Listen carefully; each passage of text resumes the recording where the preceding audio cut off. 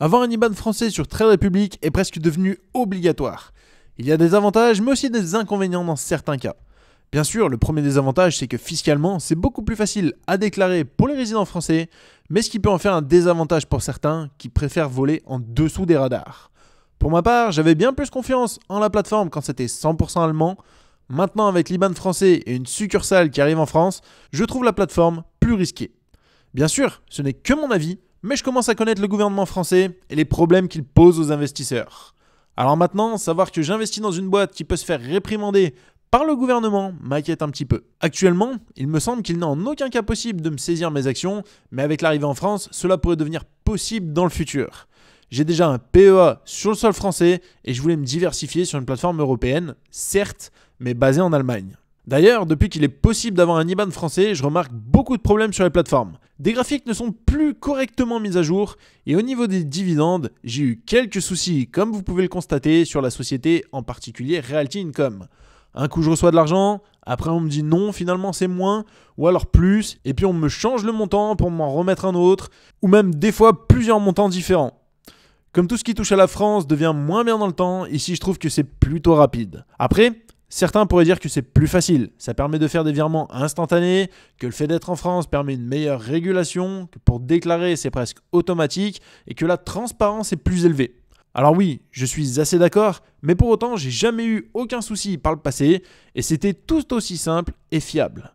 La BaFin, qui est l'autorité de surveillance financière allemande, est beaucoup plus sûre et stricte que pour la France.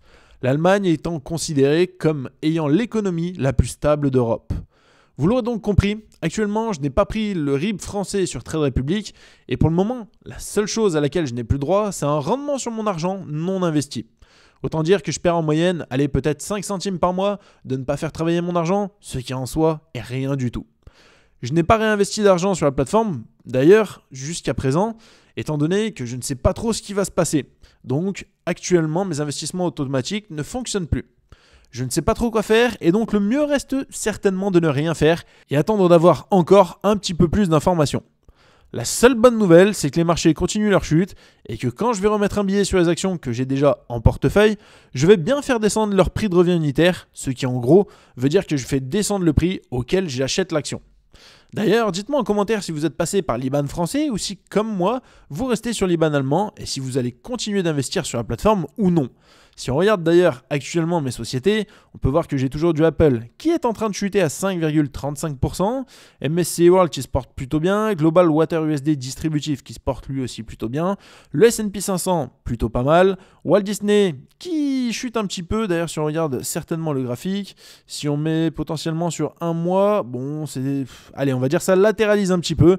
Certains voilà, n'aiment pas trop Walt Disney, c'est devenu un petit peu woke, mais pour autant je pense que ça peut performer dans le temps. Voilà, il faut laisser sa petite chance à Walt Disney. Il y a eu une mauvaise passe, pour moi ça peut revenir. Coinbase qui en soi est plutôt positif, BYD qui est plutôt positif d'ailleurs avec 62,95% de positif, Alphabet Google avec 2,63% de positif, c'est en train de retomber, d'ailleurs si on regarde un petit peu le graphique, où on voit là sur une journée ça fait un petit peu mal, bon ce n'est que 1%, voilà on peut regarder le graphique, ça ne fait que chuter, et si on regarde même sur 6 mois, voilà ça chute, sur 1 an ça passe dans le vert, mais en gros sur 6 mois ça passe dans le rouge.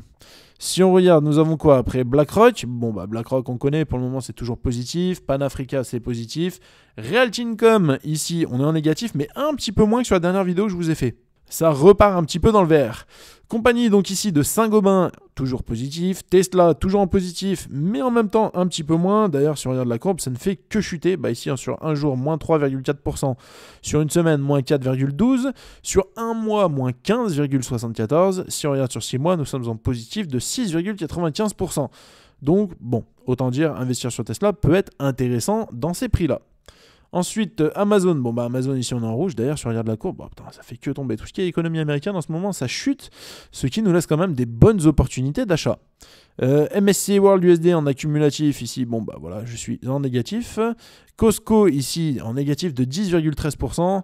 Pourtant, pour être retourner faire un petit tour chez Costco, il y a toujours autant de monde. C'est impressionnant le nombre de personnes qui créent une carte, qui fait la queue, qui d'ailleurs même juste achète. C'est quand même selon moi une très bonne entreprise. Donc un mois on est en négatif, sur 6 mois on repart en positif. Si on regarde sur un an, bon bah voilà, sur un an on voit qu'il y a eu une bonne montée. Hop, ici c'est redescendu, ça continue de remonter un peu. Si on regarde aller sur 5 ans, bon, soit sur 5 ans, voilà, on voit, c'est parti en bas à gauche, ça arrive en haut à droite, même si ici nous avons une bonne chute, ce qui nous fait un point d'entrée quand même plutôt pas mal. Ici on est à 877, on a atteint les 1000 et quelques. Donc si on regarde, on a quand même un point d'entrée actuellement qui est plutôt sympa, qui est moins cher que les anciens prix. Bon, si on regarde d'ailleurs, on est ici, on retourne, hop, si on descend, à peu près 18-11 2024, non, un petit peu moins. Allez, on arrive au 11-11-2024. Nous sommes un petit peu sur les mêmes prix. On était à 860,40. Voilà, après, on est monté directement à 927. Mais en gros, nous sommes sur cette base de prix-là. Donc, Costco, j'y crois toujours. Voilà, en fonction de ce que je vais faire sur la plateforme, je vais certainement réinvestir dessus. Ou si je ne suis plus sur Trade Republic et je vais sur une autre plateforme, c'est pareil, j'investirai quand même dessus.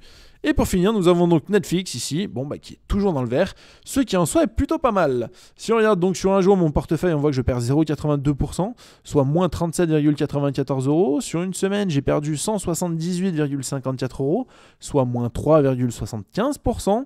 Sur un mois, je suis une perte de 10,71%, autant dire que ce mois-ci, c'est pas terrible, soit moins 550,56 euros. Et sur un an, sur un an, je suis à une hausse de 0,95%, j'ai gagné 43,23 euros. Ce qui, en soi, est un petit peu moins élevé qu'un livret A, pour lesquels je prends plus de risques.